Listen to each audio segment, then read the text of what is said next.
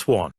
You will hear a telephone conversation between a travel agent and a school principal who is organising a school tour for a group of third-year students. First, you have some time to look at questions 1 to 3.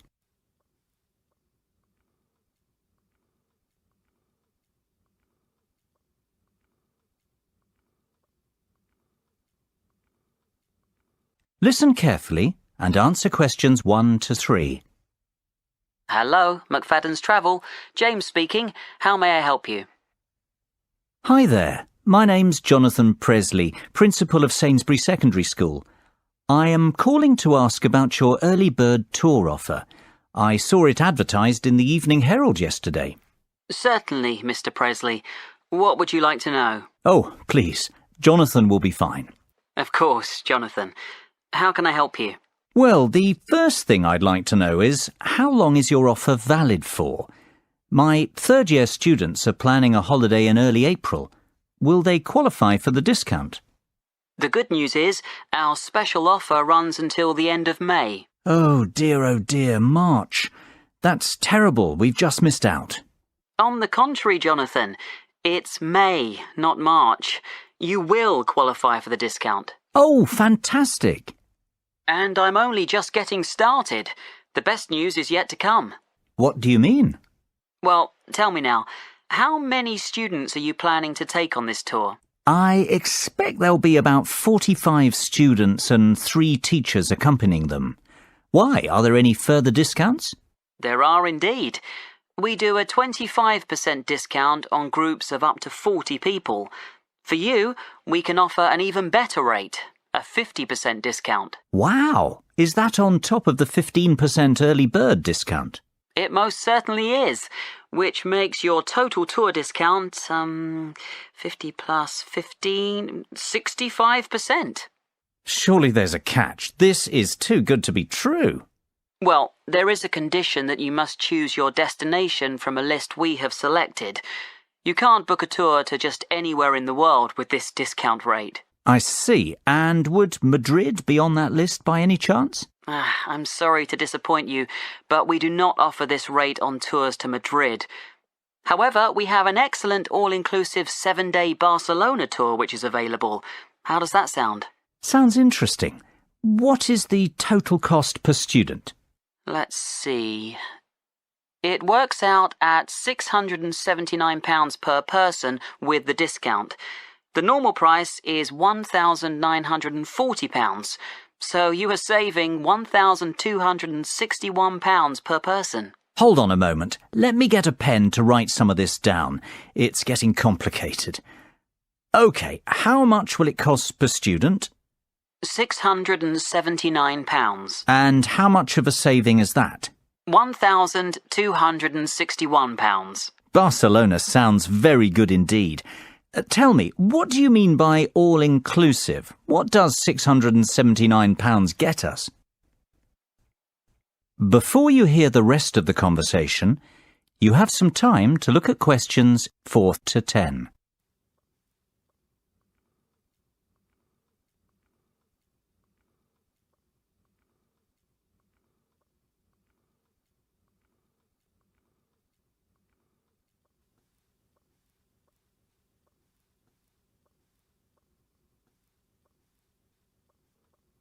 Now listen and answer questions 4 to 10.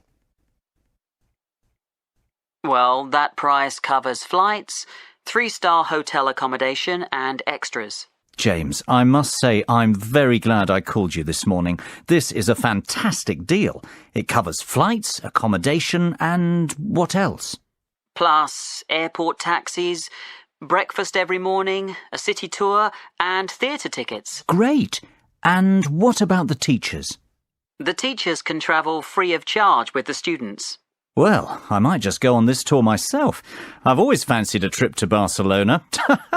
But for the children's sake, of course. Of course. Now, let's get to work on the booking. Exactly when were you planning to leave? The 7th of April, if possible. Yes, that's available. And can you confirm the exact number of students, please? It's either 44 or 45. Let me see. Yes, 45. Exactly 45 students.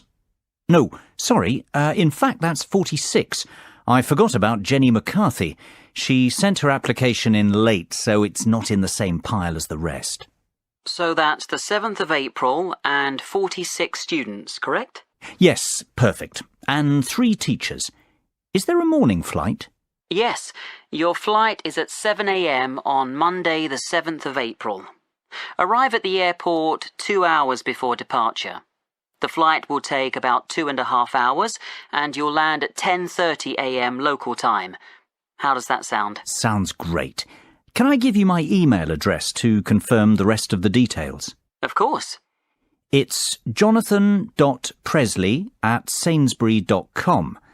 That's JONATHAN.PRESLEY@SAINSBURY.com.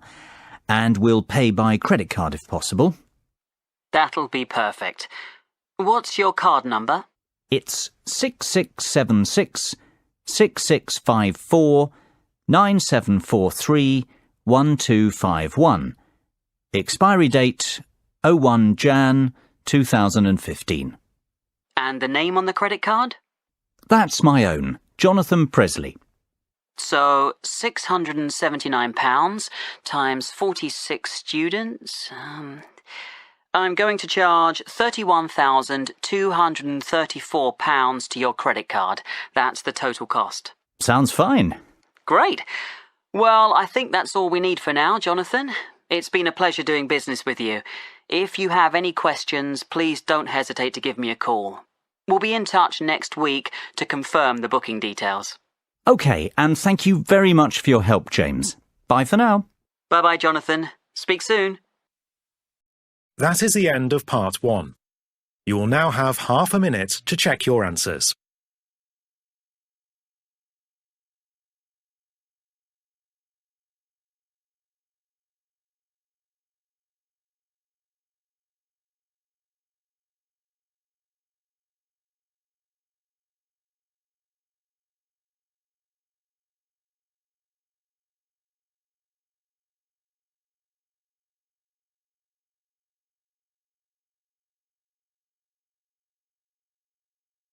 Part 2. You will hear an extract from a talk about the history of motor racing.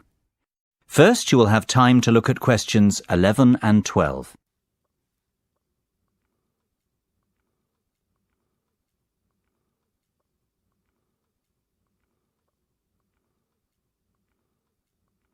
Now listen carefully and answer questions 11 and 12. Good morning and welcome to the programme.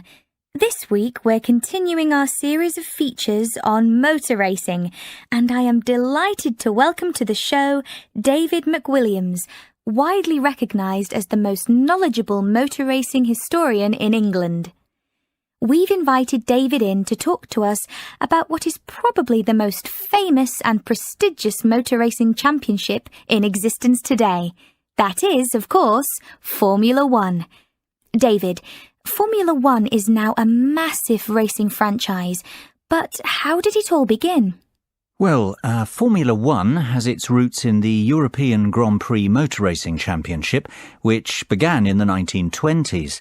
After World War II, the Grand Prix was transformed into a new championship format, the one we are familiar with today, Formula One. The formula stands for the rules which all the drivers and manufacturers must respect. The 1 signifies that this racing championship is regarded as the best in the world.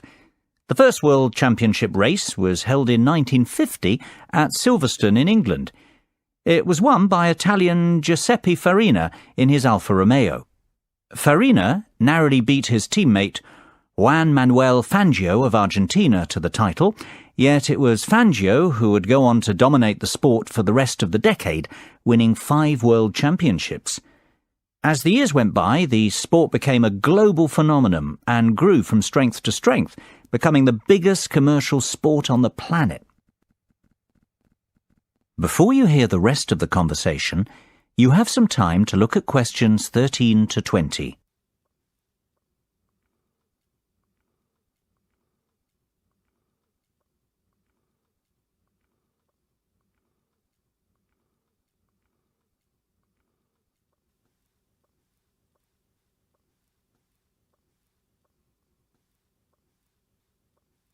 Now listen and answer questions 13 to 20. There's no doubt that Formula One is big business today, David. But what about the real heroes, the great drivers of Formula One, past and present? Who stands out as the best, in your opinion? That's an almost impossible question to answer, but I could narrow it down to 3 or 4 amazing drivers. Take your pick from any one of them. I'll start with the Grandmaster of Formula One, the great Fangio, who I've already mentioned. He dominated the sport throughout the 1950s, winning 5 titles in all, his first in 1951, his last in 57, a record that stood for 46 years. Indeed, he was the first multiple championship winner. Fangio was a fiery and spirited Argentinian who never gave up. His greatest moment came in winning the 1957 championship, when he came back from a disastrous pit stop to recover a 30-second deficit and take the championship on the last lap of the last race of the season. That was, of course, to be the last time he'd win the title. Another undoubted great is Brazilian Ayrton Senna. Senna won the world title 3 times, the first being in 1988, the last in 1991. Tragically, he died in a race crash the year after, to the dismay of millions of fans watching the race unfold live on TV. Senna was best known for his skills driving in the wet, and he won the Monaco Grand Prix, on what is regarded as the most difficult racecourse in Formula One, more times than any other driver. Perhaps because of this, he is regarded as the most naturally gifted driver to have ever sat behind the wheel. Another very talented driver was Frenchman Alain Prost. Prost won the driver's title 4 times during his career. His first title victory came in 1985 and his last arrived in 1993. Of course, Prost will always be remembered as the driver with the 3rd highest number of championship victories, and perhaps even more for the fact that he was a great rival of Ayrton Senna. Those two had many great battles. Last, but not by any means least, Michael Schumacher is the most recent of these driving greats who deserves a mention. His first title was won in 1994, and he continued to dominate Formula One until he won his last title in 2004. Schumacher holds many driving records, including most drivers' championships, race victories, fastest laps, pole positions, points scored, and most races won in a single season. He is also regarded as the greatest driver on paper, having won 7 world titles. It sounds like Schumacher is in a league of his own. Is he not clearly the best then, David, based on his record? It's not that simple, unfortunately. These drivers all raced in different eras with different cars and under different circumstances. I don't believe we can say one was the out-and-out best, but rather that each was the best of his time. That's praise enough. That is the end of part 2. You now have half a minute to check your answers.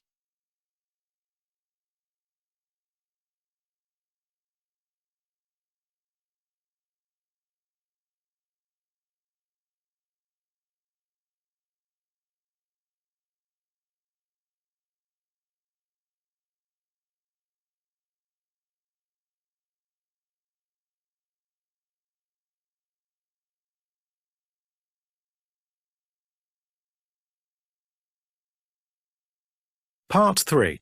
You will hear 4 business colleagues discussing a takeover proposal. First, you have some time to look at questions 21 to 27.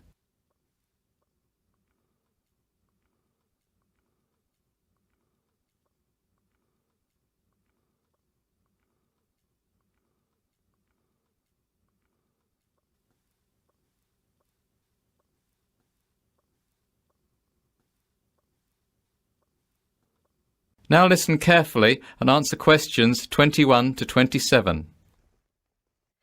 So, let's go over this again. We don't want to make any mistakes, and we all need to agree we're making the right decision. Absolutely. We'd have to spend a lot of money to buy Biz Educators Inc., almost £10 million. So let's get this right, otherwise it'll be our necks on the line. Well, I for one think this is an excellent opportunity for our company to expand and break into a new market. I say we should go ahead with the takeover. At £10 million, Biz Educators is good value for money. OK, Dave, I know you're very much in favour of the acquisition. How about you summarise the plus points of this venture for us? Mark, you're less certain and you've highlighted some issues already. Will you summarise the downsides? I'd be only too happy to. Right then, Dave. Let's start with you. Why is this proposal so attractive? What are the upsides? It's simple economics. Biz Educators has a proven track record and is an industry leader. It is a well-respected company with a great name, has generated excellent goodwill, and has consistently made a gross profit of more than £500,000 per annum with a great shareholder return. Yeah, but what about the net profit? That's not nearly as high. In fact, last year it made a net loss of £100,000. Mark, that's only because it invested in a new manufacturing plant. That's a long-term investment to secure the company's future. In fact, it's a good thing, not a bad thing. It shows that the company has a clear and ambitious strategy going forward. Besides, a £100,000 loss is very small in real terms. It's hardly worth being concerned about. That loss will be clawed back within 2 years if the projected profits for 2012 and 2013 materialise. The forecast is for a net profit of £500,000 in 2012 and £1 million in 2013. The figures speak for themselves. This is a sound investment. I have to agree with Dave. Why are you so sceptical, Mark? I see where Dave is coming from, but we're overlooking some vital facts. First of all, this company wants to remain an independent entity. Hostile takeover bids are fraught with danger. We know from experience. Remember Davidsville Inc.? We spent a fortune researching that company and creating a workable business plan, only for the merger to fall through. Mark's right. It is always difficult to buy a company that doesn't want to be sold. Davidsville was a disaster. Continue, Mark. That's not my only concern. I'm also worried that Biz Educators is a production-based company. We have no experience running companies like that. Our market is investment banking and trading. We would have to hire outside managers to run Biz Educators for us. That's going to cost more money. Look, I'm not saying it can't be done. I'm just saying this is a high-risk venture. Plus, there's no synergy. Our business is totally different, so we can't save costs by combining departments. Well, we can certainly see that this decision is not straightforward by any means. Maybe, but we have to come to a conclusion soon. It's almost 5 o'clock. What's the hurry? Can't we postpone our decision and discuss the takeover proposal again tomorrow? Mark, have you forgotten that we have to have our conclusions ready for tomorrow's board meeting? That's when the official decision will be made. Before you hear the rest of the conversation, you have some time to look at questions 28 to 30.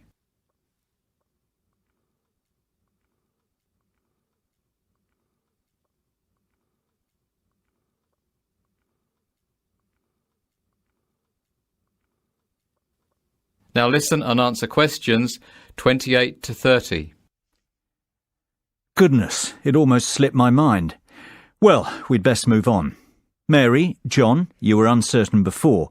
Now that you listened to the pros and cons of the proposal, what do you think? I think it's a great opportunity for our business. Biz Educators is definitely profitable, and it is a business on the up. It's growing, and it's a very attractive takeover proposition for that reason. No one doubts that it's a very successful business, but the question is, should we invest? I say we should, provided we can guarantee the following. First of all, I would like assurances that the management of Biz Educators won't oppose us outright. That would make the bid too difficult. Secondly, I think we need to ask an independent mediator to broker the deal on our behalf. Last time we tried to negotiate our own takeover, it was a disaster, as Mark said. I agree, Mary. I'd also like us to carry out another audit of the company's books. In fairness, John, I don't think that's necessary. We've done a thorough audit already. It'll just cost more money. We must keep the deal secret until it goes through, though. If this gets leaked to the press, biz educators won't be happy. That will make the management even more hostile towards us. Good point, agreed. I don't think we need to be concerned about projected profit margins, goodwill or accounting issues. Biz Educators has kept very up-to-date account books. Great. Then we're all agreed. The takeover should go ahead provided we proceed cautiously. That is the end of part 3. You now have half a minute to check your answers.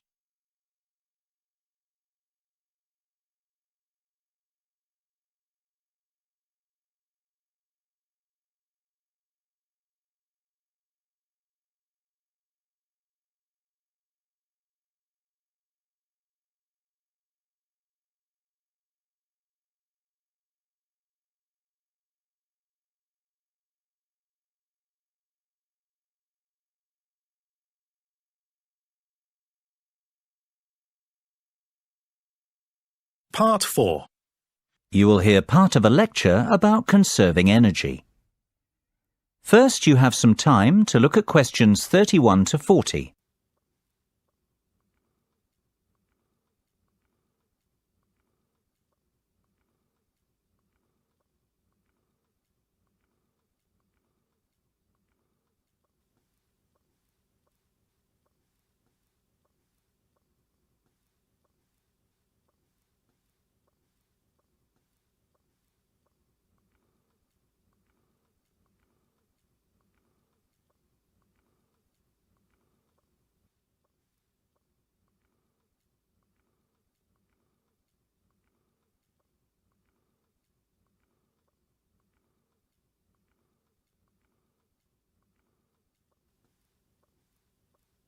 Now listen carefully and answer questions 31 to 40.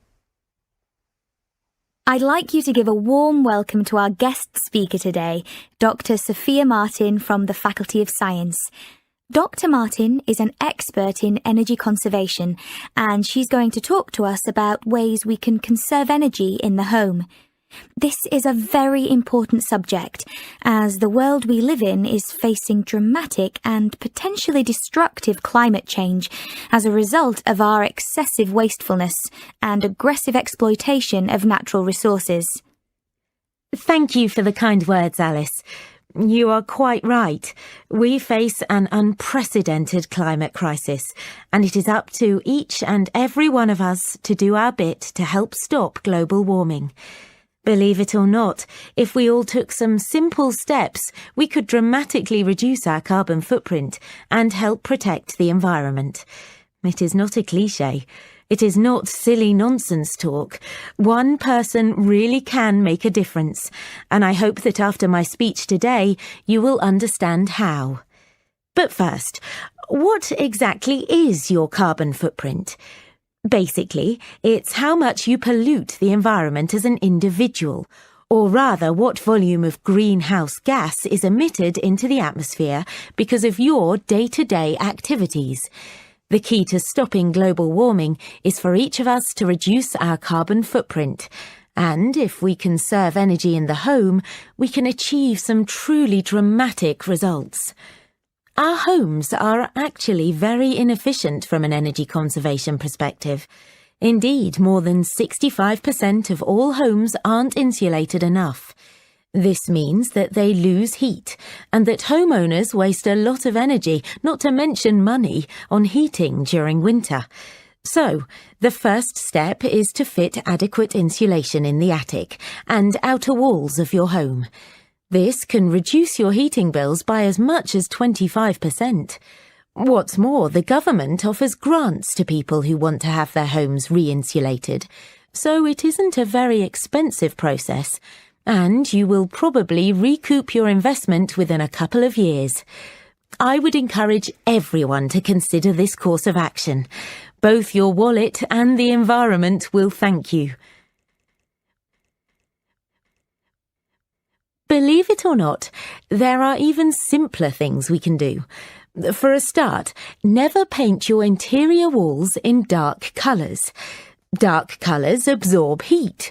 Therefore, you will waste more energy trying to keep your home warm. Always use light colours on interior walls.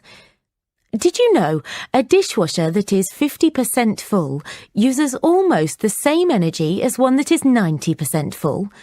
The moral of the story is to wait until your dishwasher is packed before switching it on. It'll save you and the environment. The same is true of most household appliances, so try to use them only when necessary.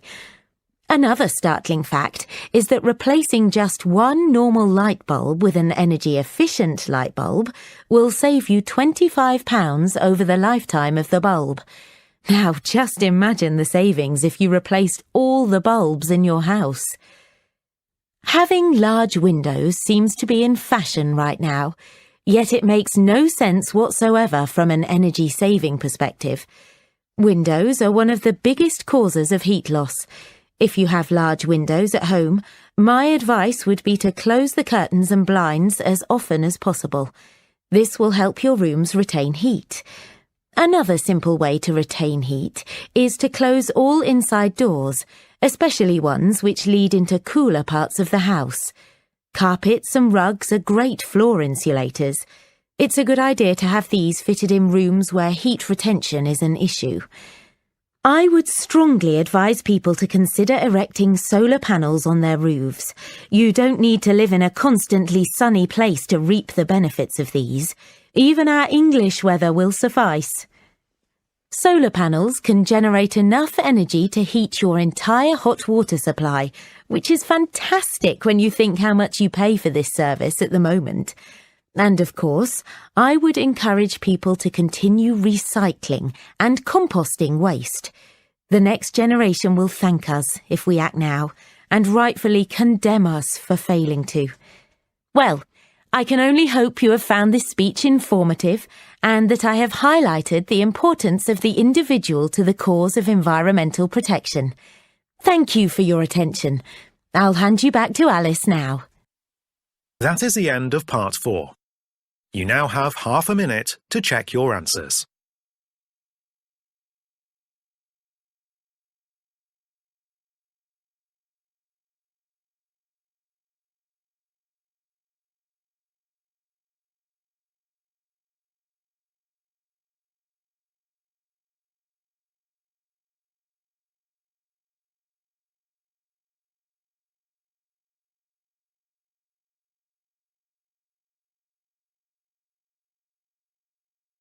That is the end of the listening test.